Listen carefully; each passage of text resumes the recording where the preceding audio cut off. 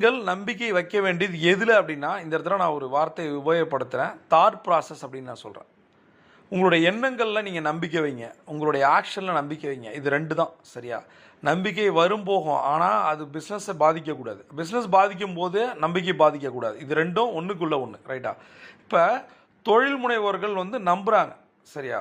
லைஃபோட சிச்சுவேஷனை மாற்ற முடியும். நான் என்னுடைய செயல்களால் என்னோடய வாழ்க்கையை நான் மாற்றிப்பேன் அப்படின்னு நம்ம நம்புகிறோம்.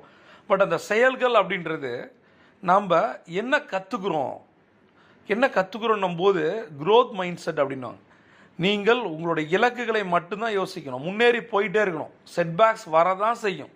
பட் உங்களுக்கு முன்னாடி என்ன தோணணும்? முன்னேற்றம், அவ்வளோதான். ஒரு அத்லெட் ஓடுற மாதிரி தான். அவன் திரும்பி பார்க்க மாட்டான். விழுந்தாலும் எழுந்துச்சி ஓடுவான். ஒரு ரேசர் மாதிரி தான். நீங்கள் புது புது டெக்னாலஜியை, மார்க்கெட் ட்ரெண்டில் இருக்கிற சில யுக்திகளை அடாப்ட் பண்ணணும். ஃபஸ்ட் நான் என்ன சொல்கிறேன்? லேர்ன் பண்ணுங்கள். முதல்ல மார்க்கெட்டில் என்ன